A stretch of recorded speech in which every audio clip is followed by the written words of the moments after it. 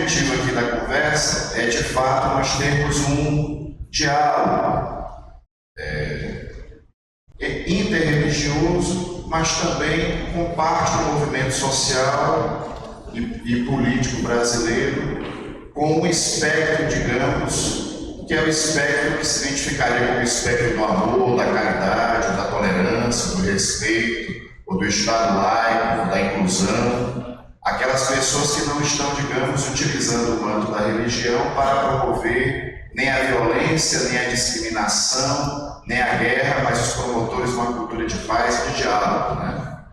Então, não é uma atividade religiosa no sentido estrito do termo, ela é uma atividade político-sindical em que o sindicato dos bancários abre um espaço para as religiões.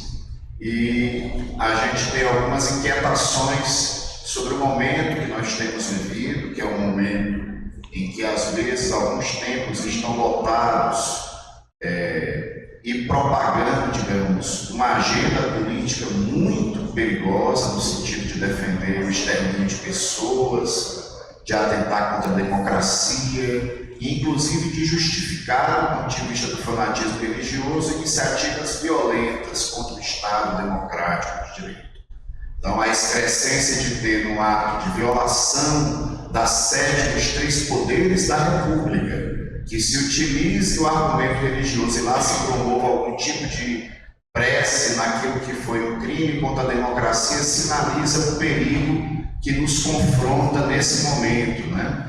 E aí a gente acredita que o maior perigo é a gente não conseguir nem se ouvir, e aí apenas uma voz se impor e dessa maneira acabar servindo a propósitos que seriam propósitos bastante nefastos para o nosso país, inclusive para a liberdade religiosa. Estamos fazendo um debate, né, de como o sindicato pudesse atuar, ou discutir, ou iniciar um debate sobre as relações religiosas e também o que isso tem que interferir no nosso país.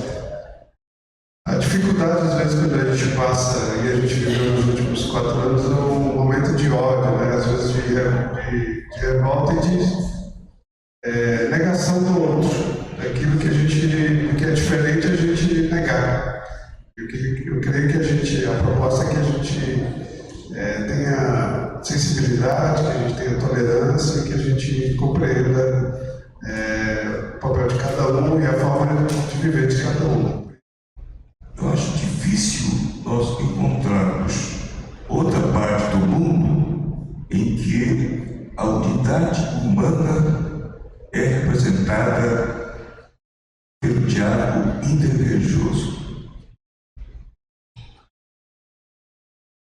Estou aqui como budista, mas já fui ateu, mas estou encontrando pessoas das mais diversas religiões. Deve estar aqui também ateus, mas criando esta unidade humana, que no caso do budismo, desculpe dizer isso a vocês, representa também os seres não humanos. Os japoneses aprenderam que na hora da refeição nós agradecemos. Agradecemos as pessoas que trouxeram a comida à mesa, as pessoas que produziram aquela comida, e também nós agradecemos ao próprio ser que está nos transferindo a sua energia. Toda vez que eu começo a minha fala num diálogo interreligioso, eu lembro que o Brasil é um país laico. Desde a primeira Constituição dos Estados Unidos do Brasil, de 1891. Então nós não éramos para estarmos nesse momento no país, depois de tantas décadas, tendo que reafirmar que o Brasil é um Estado laico. Mas, infelizmente, precisamos fazer isso com iniciativas como essa. Nós não vamos vencer sozinhas, como religiosas e como religiosos, o fanatismo, o fundamentalismo, o fascismo, a LGBTQIAPN+, fobia, a discriminação, o preconceito, o racismo. Não vamos vencer sozinhas, sozinhos, sozinhas nos movimentos sociais. Sempre é bom a gente lembrar, né, dessa unidade essencial, porque externamente nós parecemos ser tão diferentes, buscamos cada um de uma forma, por caminhos alternativos, cremos, ritualizamos de forma diferente, mas se a gente der um cortezinho aqui na pele, todo mundo sangra da mesma forma, né? A cor do sangue de um, de outro é do mesmo jeito. O nosso organismo também é parecido, todos nós temos um coração que bate.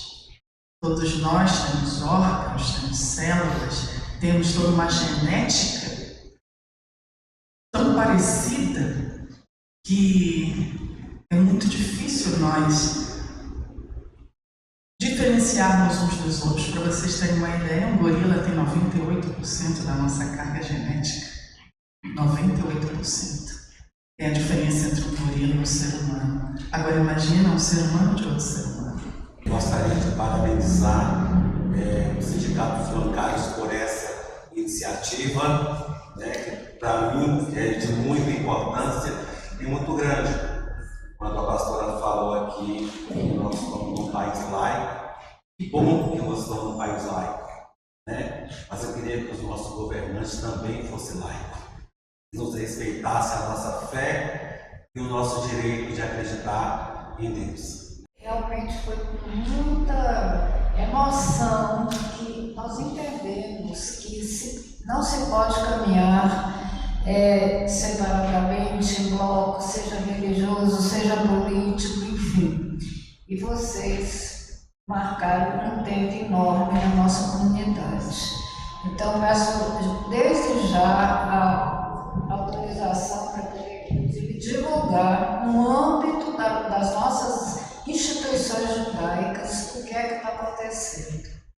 Agradecer e louvar essa iniciativa do Sindicato dos Bancários, porque eu penso que nessa quadra que o mundo está vivendo, de tanta intolerância, e nesses últimos anos, particularmente, que vivemos aqui no Brasil, o estímulo ao ódio, à discórdia, à perseguição, ao neonazismo, ao sionismo, e todas essas formas de racismo e preconceito que foi estimulada pelo governo passado, desse presidente que brevemente estará na papuda, pela corrupção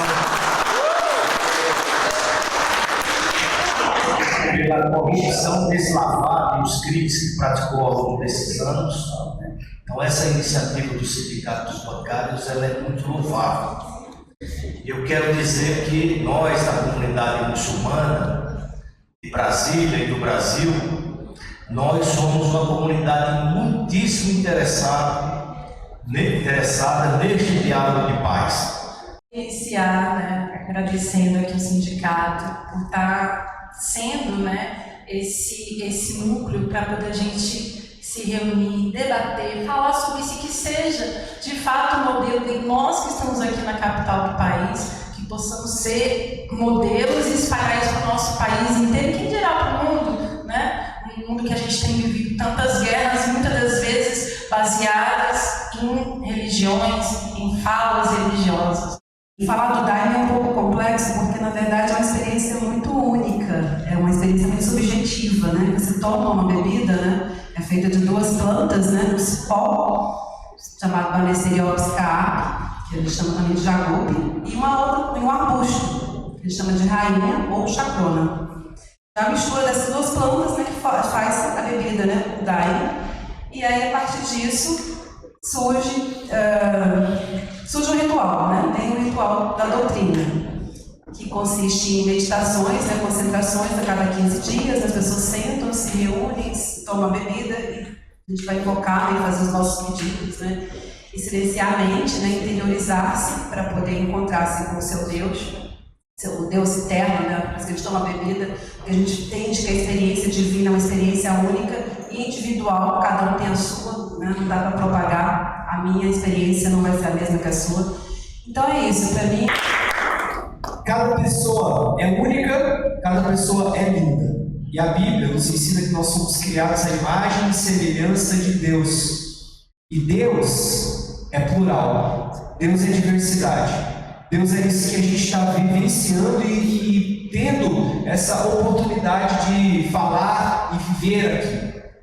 Eu fico feliz em poder estar aqui compondo essa mesa belíssima, essa mesa que respeita e que o Papa Francisco diz todos os dias, que a gente é essa comunidade de saída, nessa igreja da teologia da libertação, que cabe o branco, que cabe o negro, que cabe a mulher, que cabe o evangélico, que cabe o pastor, que cabe o espírita. Essa é a igreja que eu acredito. Essa é a igreja de saída, que todos somos iguais, somos diferentes, mas somos iguais. Basicamente, mas é um processo que vem longo, não é de agora, mas é de inserção dentro das esferas públicas do religioso. E aí nós temos um discurso que está se construindo e que nós temos que seja um encaminhamento para trabalharmos o seguinte: para o discurso dos segmentos ultraconservadores e do fundamentalismo aqui estabelecido, de usar a defesa da liberdade religiosa associada à liberdade de expressão, defesa da liberdade religiosa associada à liberdade de expressão, com pressupostos para impor o que para eles é pecado, como lei para todos. Então, esse é um processo extremamente perigoso, grave, porque esse pessoal é muito bem organizado, tem dinheiro, tem uma mobilização e uma militância extremamente organizada, e nós, a sociedade e os segmentos religiosos, de um modo geral, nós não temos esses espaços. Eu sempre digo que o sindicato dos bancários parece que tem uns starts assim, diferente do resto do movimento sindical. A gente aprende com vocês. E essa é mais um momento de aprendizado. Saudar cada uma e a cada um de vocês que representa essa diversidade religiosa e dizer que o Partido dos Trabalhadores traz na sua marca exatamente a defesa dessa diversidade, porque nós, Partido dos Trabalhadores, né, Doutor, fomos formados a partir de várias vertentes, da Igreja Católica, dos ateus, dos comunistas. Foi a partir daí que nós nos formamos. E olha, nesse momento que nós vivemos aqui, nessa conjuntura que estamos, a gente está reunido numa segunda-feira, no Dia da Unidade Humana, fazendo esse debate tão necessário, é extremamente fundamental. O Partido dos Trabalhadores, e aí todos e todas aqui acompanharam, tem uma defesa que é da nossa alma como partido, que é pela democracia. E é na democracia, e só na democracia, que nós podemos ter encontros como esse.